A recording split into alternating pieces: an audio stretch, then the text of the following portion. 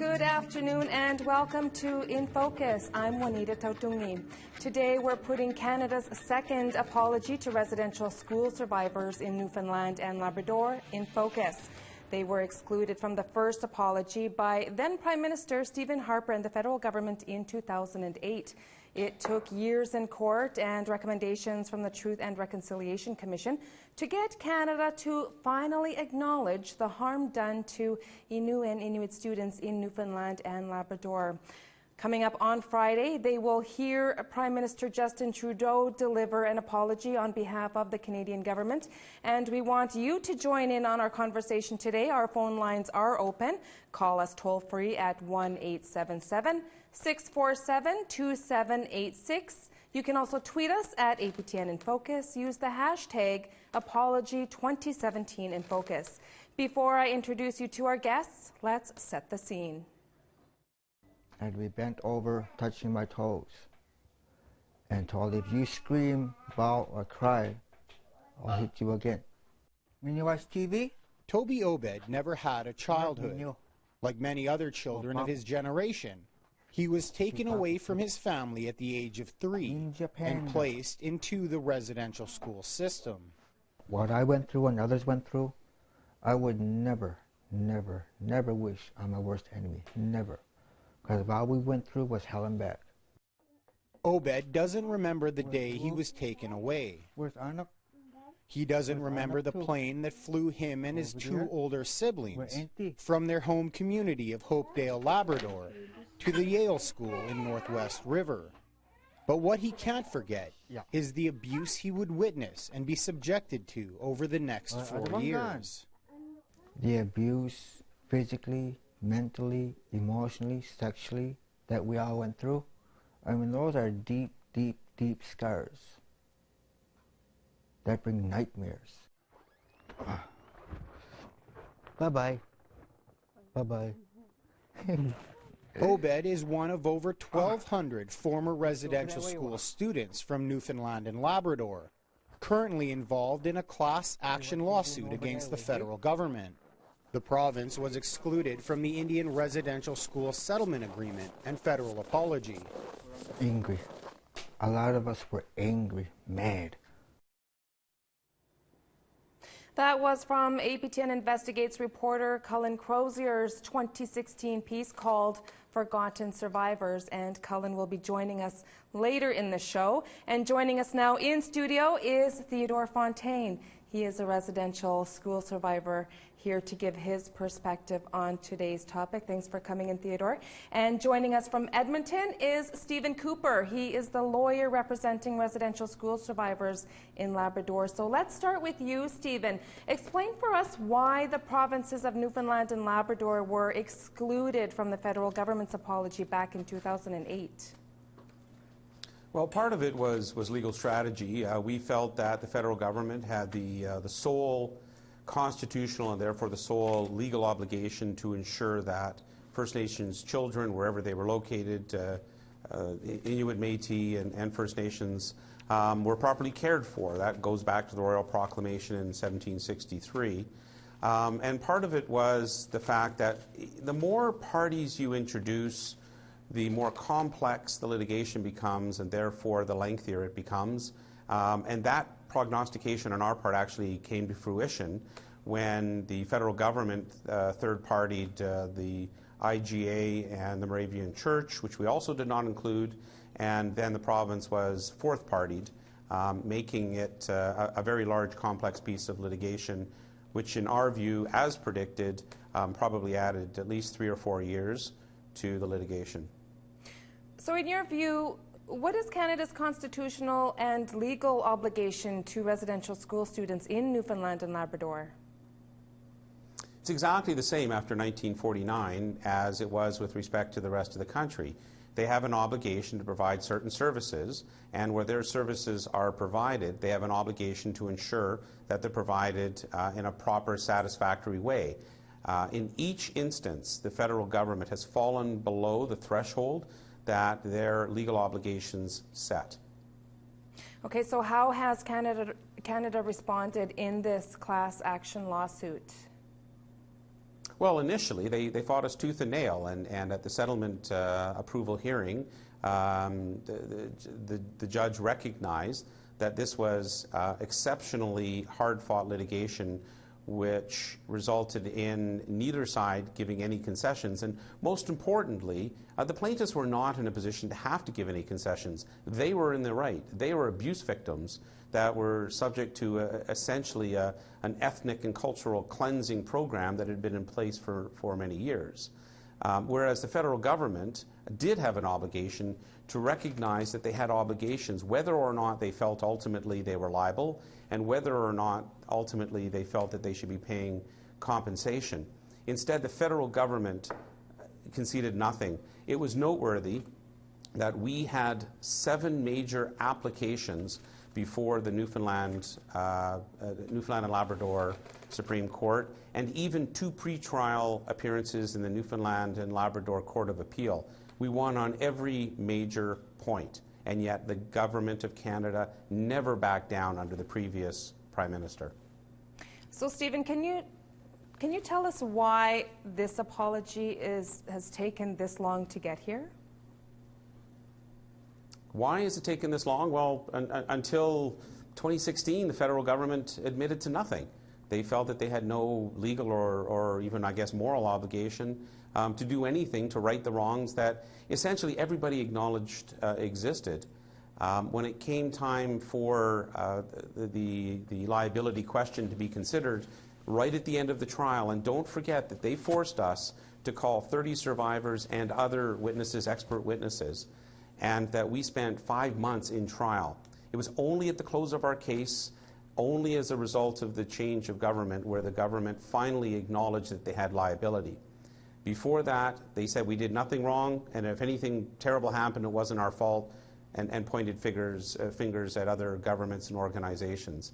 Only at the point where they were prepared to take liability did the question of the apology arise. Remember in 2008, when Prime Minister Harper apologized to the residential schools survivors across the country, he expressly excluded Newfoundland and Labrador and didn't even bother to mention the full legal name of Newfoundland and Labrador. If you look back at the text from 2008, you'll see that he referred to the province merely as Newfoundland. And the settlement we know is, this current settlement for residential school survivors in Newfoundland and Labrador is $50 million. Is that what your clients were asking for?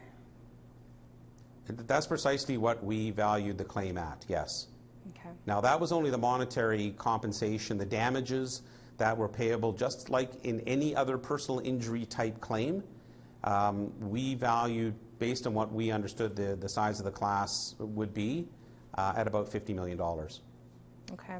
And now, it's not a number plucked out of thin air. We have to recognize that there is a mathematical connection with the settlement in the rest of the country, where roughly 100,000 people received compensation.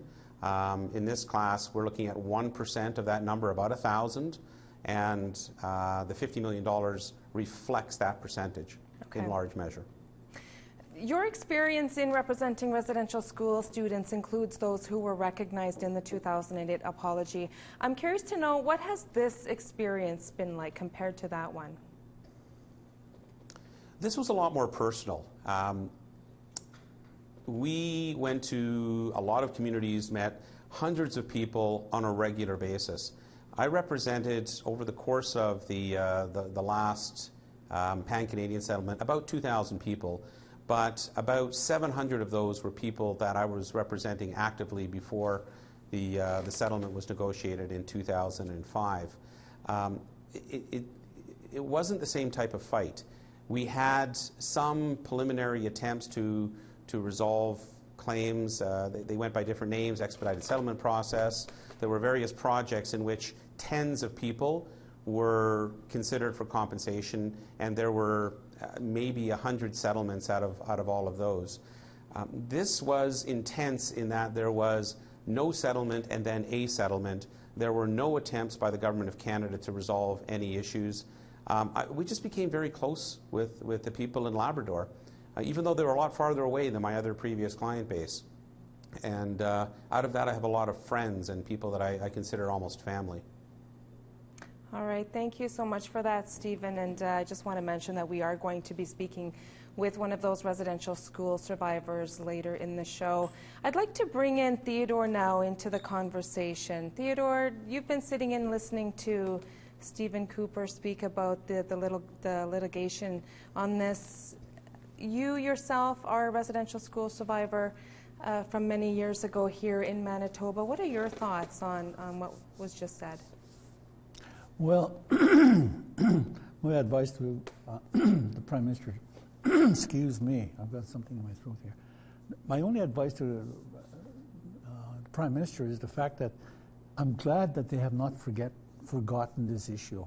You know, since the first apology happened, we all know it wasn't very satisfactory, and it didn't go towards the tone of reconciliation. It was done more to expropriate the idea that something did happen at residential schools, and it was intended to have Canadians and survivors think, okay, we're apologizing, now that's it, leave it alone. That's the idea, I think, that was presented to us by conversation with government and churches. So now this one here, I think they've learned the lesson. We're not going away. We're going to pursue this.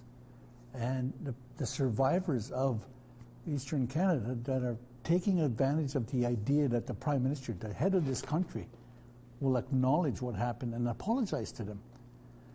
After the exclusion of their interests in the first round, I look forward to this, to have some kind of, not closure, but some kind of acknowledgement by Canada that it was real. Mm-hmm. You know, they did something to us, then it's real. Well, let's hear from some of those residential school survivors from the doc episode of Forgotten Survivors. This is some of those residential school survivors talking about what it was like to be excluded from that 2008 apology. Angry. A lot of us were angry, mad, because we were not recognized. For a lot of us, you know, wondering why we were left out. How come we were not a part of the original class action lawsuit in Canada? How come we had to wait up until now? All right, well, it's time to take a quick break. Do stay with us. We'll talk more with Theodore Fontaine about his experience in residential school and what an apology for the harm done means to him. And we'll also connect with another residential school survivor from Newfoundland and Labrador. Stay with us.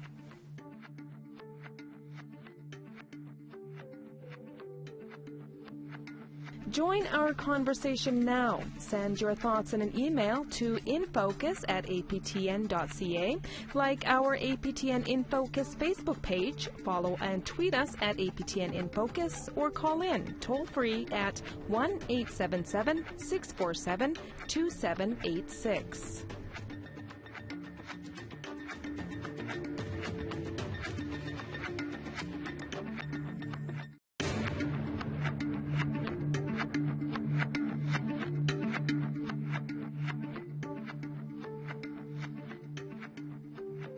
Welcome back. Well, let's go to social media now to hear what some of you are saying about today's topic.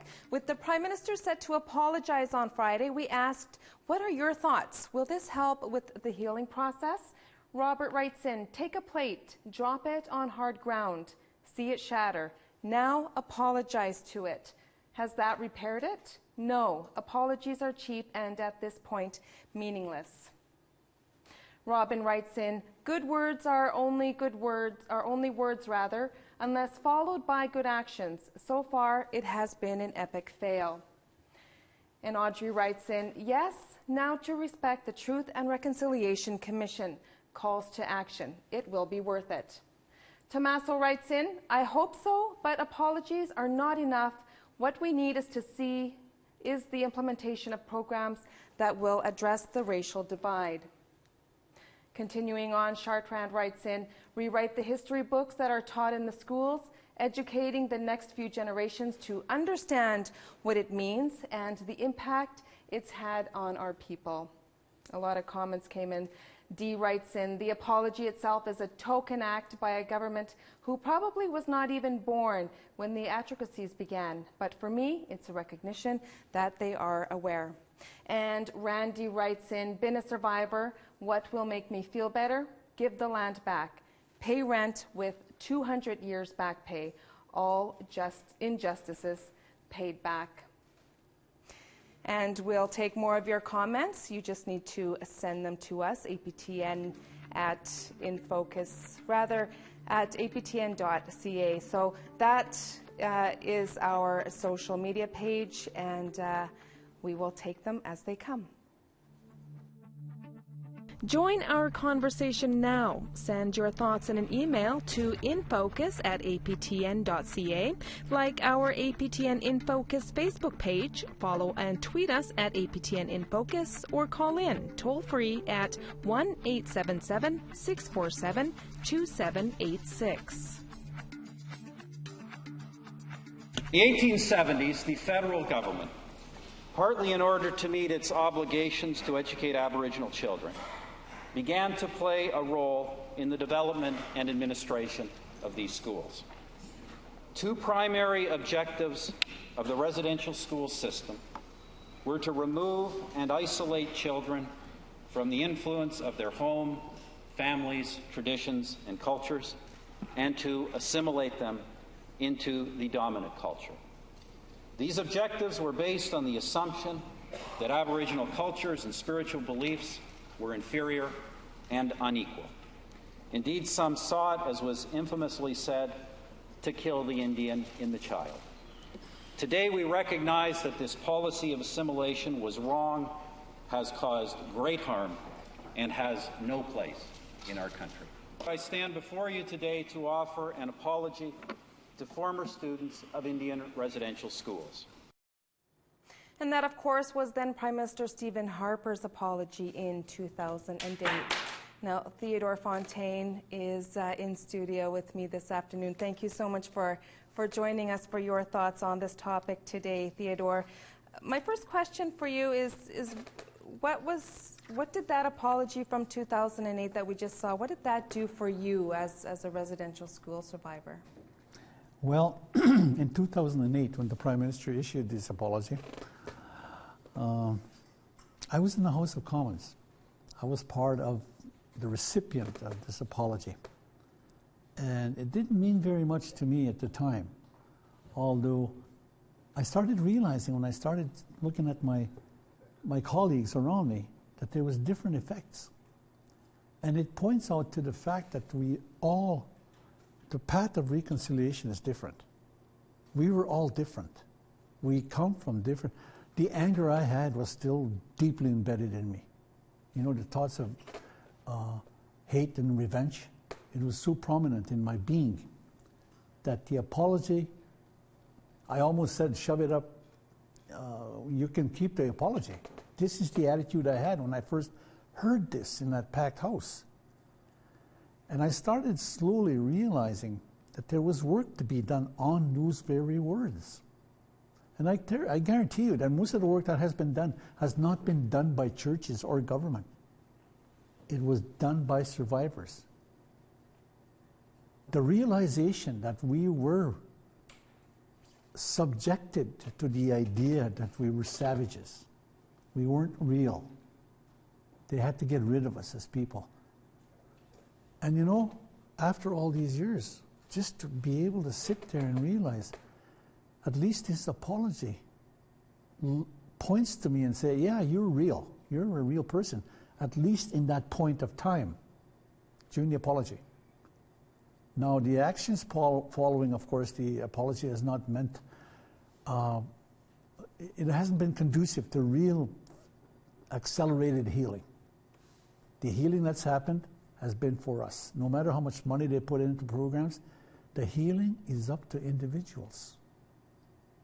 I feel very, you know, I'm 75 years old. Nobody would have thought that this little Indian would be still here after 75 years old, after being incarcerated for 12 years. I get angry thinking about that, you know? And, but then I feel joy and I feel hope because of what individual people are doing. So that's how I felt about this apology that came out in 2008. There was a reason. The reason was, once they apologized, they assumed not only the First Nations that suffered this atrocity, but also the Canadians, the Canadian people would say, there, you've received an apology. That's it. Now forget about it. This is the attitude that they had. And that stuck with me for a long time until, well, very recently now, I'm starting to realize we're not going away. This is our country. And we put a footprint in that country by the action, the strength shown by the resilience of an awful, the devil's policy. So does that apology from 2008 have any meaning for you today then? Well, it does. It does. It started us on the path of real reconciliation. Not only our reconciliation, but I think the general public, the politicians. They thought it was going to disappear. It didn't disappear. My goodness. I'm very proud of that. There's no way that I can say that the apology has not done anything for me. After all these years, I'm realizing that it made us dig in our heels and say, we're not leaving this. We're not going to any other place but our home. So the fact that people in Labrador were excluded from that apology in 2008 and now they're getting the recognition of the harm done to them, do you think it's a little bit too late coming from the federal government? No. There's the identity of true Canada is now starting to peek through to the veil of what Canada's looked at to be. It's not what it says it is until we discover what it was that they tried to get rid of. Our own identity. And I still worked up, I still get worked up in this. I came here calm and I thought, this is going to be a piece of cake. It isn't. My goodness. If I was a young guy, I'd still go back and run for chief. But now I do my own thing. And I help across Winnipeg here. My goodness, I don't know how many schools I attend to try and get rid of that old statement that Duncan Campbell Scott said. The way to get rid of the Indian is kill the Indian in the child. So I'm helping those children revive their feeling of pride of who they are. I have so many friends that are in grade 5, grade 3, grade 11, grade 12. I'm so proud of what they do. And I'm attached to some of the schools here. I didn't think I'd be I thought I'd be a little Indian by 70, 75. And today you're a I love myself. Still going. We go a long ways, and we're going a long ways. Well, let's bring in Danny Patil. He is a residential school survivor. He went to the Northwest River School in the 1970s, and he joins us on the phone from St. John's. Good afternoon, Danny. Good afternoon. Thank you for joining us this afternoon. Can you just begin by telling us what your experience was like going to residential school? Sure, I can do my best to do that. I ended up in the dorm as we referred to the residential schools in Labrador. When I was just turning 14 years old, I was living with my grandparents in my home community of Riglet, and I went to live with my grandparents after my mother and father split up for a second time. So we were basically abandoned as children, and we had no other choice but to go live with other family members or relatives. My 3 youngest siblings at the time were placed in the dorm by my mother because she could not care for us at the time, so she had no other choice, I believe, but to put us there. Ironically enough, my parents moved from my hometown of Riglet to Goose Bay in 1967, and I believe one of the deciding factors for that was that my mother and father did not want us to end up in residential schools like they had to if we had stayed in Riglet. And my parents, my mother in particular, was adamant that we went on and finished school. In order to do that, we would have to leave our home community of Riglet and end up in the dorm in Northwest River anyway. So that's how I ended up there in my first time in 1972, in the fall of 1972. I stayed there for a couple of months and decided to run away, for lack of a better word. I mean, I left one day. I could not handle the regimented nature of the school. We felt that we were like criminals, basically, like you were in jail. There was no affection, there was no nurturing. You had to undertake chores that should have been done by adults. We had to make our own beds, we had to clean bathrooms, we had to get up in the morning at 5 o'clock to make toast for the rest of the children there. We had to give up our Saturday mornings to peel vegetables for the weekend and for the week, that sort of thing. I mean, just a whole bunch of stuff that you would never expect a child to have to do, even though most of us had some chores to do when we lived at home. Everybody had the role to play in keeping up the house, I guess, and helping your mother and father, because things were hard then. We lived without running water, electricity, that sort of thing when I grew up. So we expected that we had to do our share, I guess, for lack of a better word, when living at home. But to be thrust into that environment and having to take on these responsibilities was something that was quite foreign to us. So that, and with, there was no sense of community like we had in my hometown of Riglet. You were thrust into a foreign environment, and there, you had nobody to turn to if you needed help, or if you needed to talk to somebody other than the children that were in the dorm with you. So with that, I decided to leave and went to live with my father in Happy Valley, who was drinking quite heavily at the time. So, oftentimes we were cold, I was cold, we were hungry, we were often left alone and to our own devices. I managed somehow to get through grade 8 and grade 9 and knew that if, again, I wanted to finish school, I had no other choice but to go back to Northwest River and put myself in the dorm again, which I did in I went back in grade 10, spent all of grade 10 there and a part of grade 11 before my mother was able to provide a home for us after all the years where she couldn't. So that's how I ended up there, and a little bit of my story. So, Danny, how did you feel when the federal government excluded you and others from the apology in 2008? We were quite shocked and dismayed, of course. I mean, and again, felt like nobody cared about our situation, our lot in life, and nobody cared about what we went through, even though the experiences that we had in those dormitories or residential schools was not that different than residential school survivors across the country. So again, we just felt left out, we felt abandoned, we just felt like nobody cared about our experiences and what we went through. So what does Friday's apology, what does that mean to you?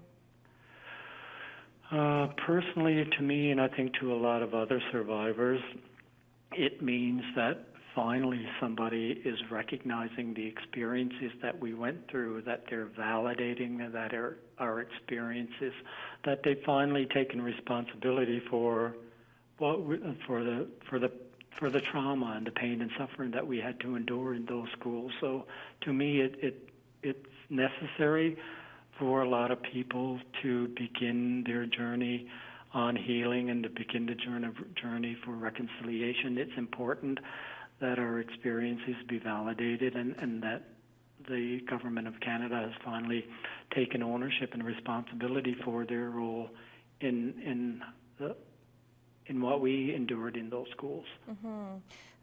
I want to go back to Steve Cooper and ask just how many people are part of this compensation?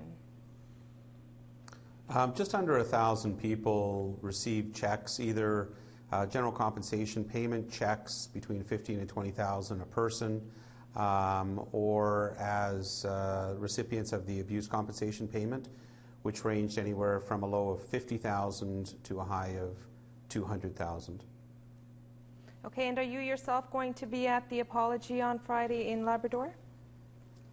Weather permitting. I'm planning to go a little earlier than originally scheduled because we are concerned about weather. We've brought in some of the invited survivors, the people that gave testimony at trial, and the representative plaintiffs in a good day and a half early because of concerns about weather. But yes, the plan is that I'll be there along with some of my staff that have been working with me for quite some time, and one of my colleagues from Koski-Minsky, the class action law firm with whom I worked through the entire process, should have one lawyer there as well, David Rosenfeld. Okay, and yourself, Danny, are you going to be at that apology?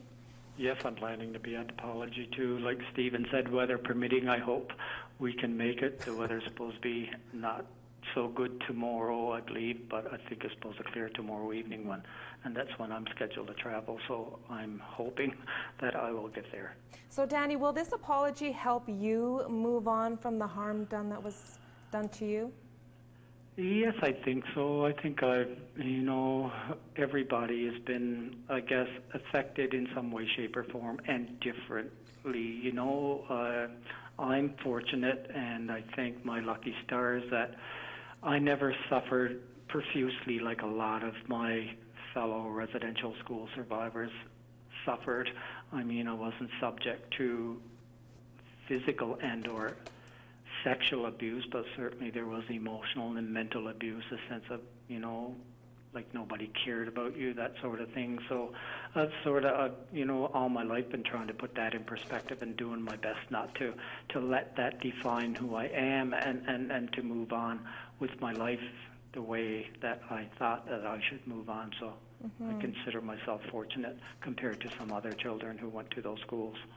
Well, Theodore, what advice do you have for these residential school survivors who are going to be getting an apology from the Prime Minister on Friday? Well, I think the action of an apology doesn't control or doesn't mark the end of this issue. There's a lot of things that happen. Newfoundland still has to apologize to the people in Newfoundland. They're the first jurisdiction to get rid of our Indians. The Beatok are no longer here. They were destroyed and they were excluded to enjoy this country by, first of all, the province of Newfoundland and with the help of Canada. So that's one thing that's got to happen yet. And they almost accomplished that destruction of our people here. The apology, not the apology itself, but any apology, I think, only leads to money. It doesn't satisfy the need to address that issue you're apologizing for. And I've received, my little apologies have been, in the eyes of some people, it's been great, but the apologies I've received are based on spiritual, mental, physical, and sexual abuse that I've had. I've had these one-to-one conversations. And I've gone beyond that. That's what's got to happen with our people. Confront the darn thing, it's there. And then deal with it. And my goodness, the Creator will want you to say, fine, what do you want to do with it? What I've done, I've actually forgiven abusers. And I still have a lot of anger. And I think that's the biggest thing I have to apologize for, is the anger and thoughts of revenge I still have. But it goes along with my well-being if I can tackle those issues. And I think that's the money. Money is not going to mean anything. Pittance, that's what we got, pittance. Look at the guys that have gone somewhere else and gotten 10 million here, 10 million there. You know, individuals. I've known a case of our own people, a person getting offered $2,400 for Pete's sake. That's laughable, you know. But the money itself will not satisfy your inner growth. That has to be perhaps found in other ways. The peace Yes. in your inner growth. Well, let's take another break. Do stay with us. When we return, we'll connect with our APTN Investigates reporter, Cullen Crozier. He's won the Amnesty Award for his story, Forgotten Survivors, about the residential school survivors in Newfoundland and Labrador being excluded from the 2008 apology. So do stay with us.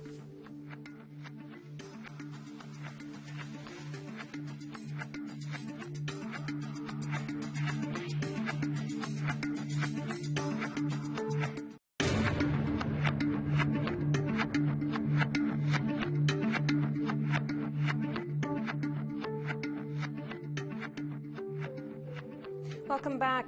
Here is another clip from Cullen's story on the residential school survivors of Newfoundland and Labrador and what they had and what they said, what an apology from the government would mean to them.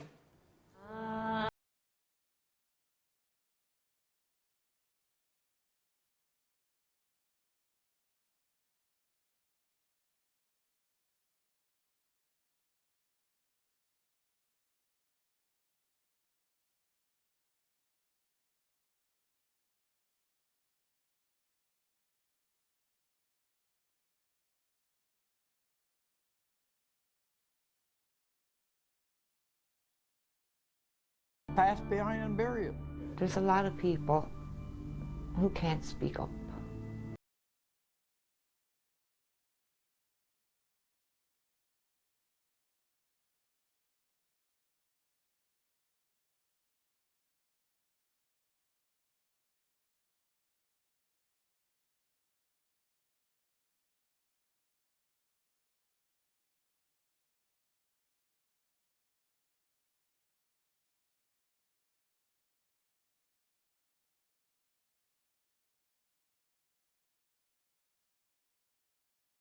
Powerful. Well, those clips, along with all the clips that we've been running in this episode, are from an APTN Investigates piece called Forgotten Survivors.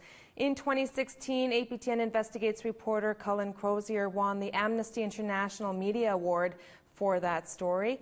For his perspective on Friday's apology, we are joined now by Cullen from our bureau in Yellowknife. Good afternoon, Cullen, and congratulations on your award. I can't imagine that was an easy assignment to do. Thanks, Juanita.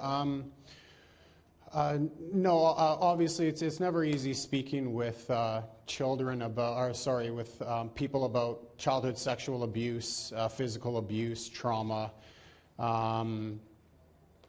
But, you know, I think it goes to show the strength and courage of the former residential school students of Newfoundland and Labrador. When I was first assigned this story, I felt a real responsibility to get it right, and that wouldn't have been possible without the courage of James Tutauk, Cindy Dwyer, Alan Weber, and Toby Obed, and their willingness to share their stories with me. So it wasn't an easy assignment, but I was honored to share their stories. So why did you want to not only tell the story, but investigate it? Well, to tell you the truth, I think like a lot of people in Canada, I wasn't even aware that Newfoundland and Labrador were excluded from the 2008 apology and settlement agreement. You know, I've had the honor over the years of speaking with many former students here in the North. So when I heard that there was an entire province and over 1,000 former students that were still being denied and excluded after all these years, again, I felt a duty to tell their stories. So to hear that this apology is finally coming, I think it's long overdue. So what do you have to say then to those people that you connected with about the apology for the harm done to them in residential schools? Well, one thing I heard from everyone that I spoke to was more than compensation. What they really wanted was acknowledgement, recognition, and most importantly, an apology. You know, the original federal apology was in 2008. It's now 2017. There was a long legal battle in between that as well. So a lot of these people have been fighting for years for recognition, decades before that. Former students have passed away. They're never going to receive the apology that was denied to them for so long. So, you know, I applaud their efforts over the years in not giving up. And again, I was honored to help share their stories. And, you know, I'm as grateful for the apology coming this Friday as they are. Mm-hmm. Well, let's get some final thoughts now from our guests on this topic. I'd like to go back to Stephen Cooper in Edmonton. Stephen, what are your final thoughts on today's topic? I think the apology, I mean, everything that Theodore said is bang on in my experience in the last 20 years dealing with residential school survivors. The most important part of the apology in my experience is that it actually puts the issue out into the open. It gives license to people to talk about it. I wrote a chapter in a book a year or two ago on reconciliation called In This Together.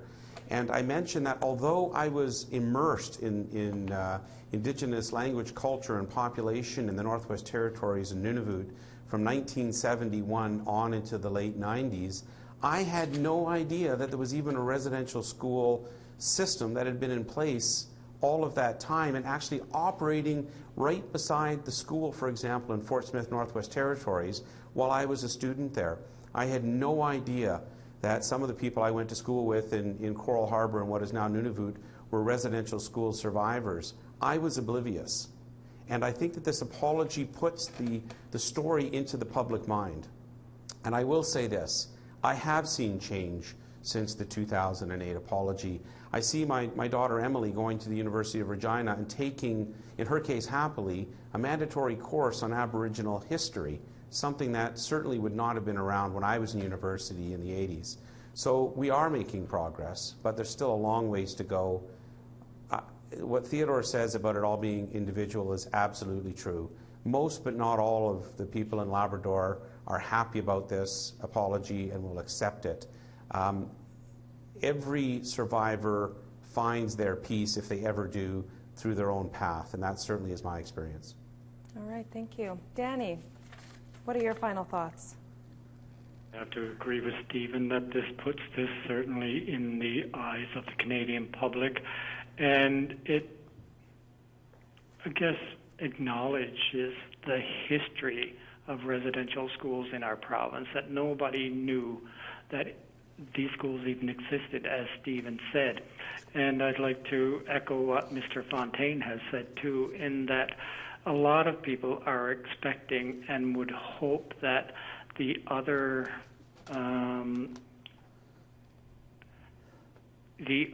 players in this whole residential schools process in Newfoundland and Labrador, namely the provincial government in Newfoundland and Labrador, the Moravian Church, and the International Grenfell Association, who were all at one point in time joined into this class action lawsuit and were dismissed from the lawsuit for various reasons. I would hope that they too would take ownership of some of the roles and responsibilities that they had to play and make an apology to residential school survivors as well. That's my hope, and you know, I hope that this apology from Canada will give final closure to this whole issue so that all of our family and friends can move on with their lives, and for those of us like our parents and family and friends who are no longer with us, who cannot be there for that apology, that's who, you know, in addition to accepting the apology from myself, that's who I'm accepting it on behalf of as well. And as Stephen said, not everybody is going to accept this apology, and that is their right. So, I mean, nobody can question that. It's a very personal decision, and I respect the decision of people, whether they respect it or not. All right, thank you. Cullen, I'd like to go over to you in Yellowknife for your closing thoughts on this. Well, again, I think this apology has been long overdue. By excluding Newfoundland and Labrador back in 2008, I feel the federal government of the day kind of undermined the apology and also re-victimized over 1,000 former students. Again, I hope that this can bring some sense of closure to this tragic history. All right, thanks. And Theodore? Thank you, Anita. Yeah, your final thoughts. Okay. At the end of my statement, I'd like to quote something from my book here. Your book? My book, Okay. Broken Circle. I wrote this in regards to part of my experience in residential schools. But I want to say something about the residential school system was only part of the way of getting rid of us people, getting rid of the Indian people. And one step toward reconciling the horror of that thought is apology. Newfoundland is going to, Labrador are going to receive a significant, I think, item that belongs in Canada, an apology, which admits what happened to Indian people. But when I want to say something about the residential schools, and I'm going to read all of my book here. Despite its own genocidal policy, the Canadian government recognized too late the strength of Indian pride and resolve. The 1951 Indian Act, the 1960 granting of voting rights, and the bold 1969 attempt of legislative assimilation were all failed attempts to get rid of that comment by Duncan Campbell Scott, to get rid of the Indians. Now, I think this action that's been happening here in regards to apologies is a recognition that that policy was the worst thing that ever happened here. That policy was before Duncan Campbell Scott was here. They tried different ways of getting rid of the Indian. But he had the solution to the House of Parliament in the 1920s. And they all thought, well, this is the end of these Indians. And you know, I get tickled when I think of the fact that how stupid were those statements that they could get rid of a people from this very, very, very land, you know. And we're not the only ones that have recognized that. In 2007, the Beaver, major publication that's been here for hundreds and hundreds of years, they had a panel to determine one of the worst Canadians poll that they had here in Canada. And they named Duncan Campbell Scott as the recipient, if you want to call it honor. But he was voted the worst Canadians ever. And that's a recognition, that's a form of apology by the rest of Canada, the government, that they made a huge, huge mistake in what they tried to do with our people. And the one thing that I can say is, you know, we can lift our heads up and say, we're not going anywhere. We're going to be here forever, as we were before that sailor got lost. Anyway, I feel very proud that I never in my wildest dream that I would have the capacity, did I think that I would have the capacity to say things that are contrary to the idea of what Canada thought it was. And our people are there. I'm not going to say we're going to take over next year, but we're never going to disappear. That's right. Well, thank you so much for that, Theodore. That brings us to the end of this episode. If you want to watch the full episode of Forgotten Survivors by Cullen Crozier, you can do so online. Just search for Forgotten Survivors on aptnnews.ca. I'd like to thank our guests today, Stephen Cooper, Danny Patil, Cullen Crozier, and Ted Fontaine. Thank you all so much for being a part of the show this afternoon. Do tune into APTN on Friday morning at 9:30 Eastern Time, 10:30 Atlantic. We will be going live to Labrador, where Prime Minister Justin Trudeau will be delivering the federal government's apology to the residential school survivors in Newfoundland and Labrador. APTN InFocus is also available on a podcast, and you can find it on our website, aptnnews.ca/podcast. I'm Juanita Tautungi. Thank you so much for watching.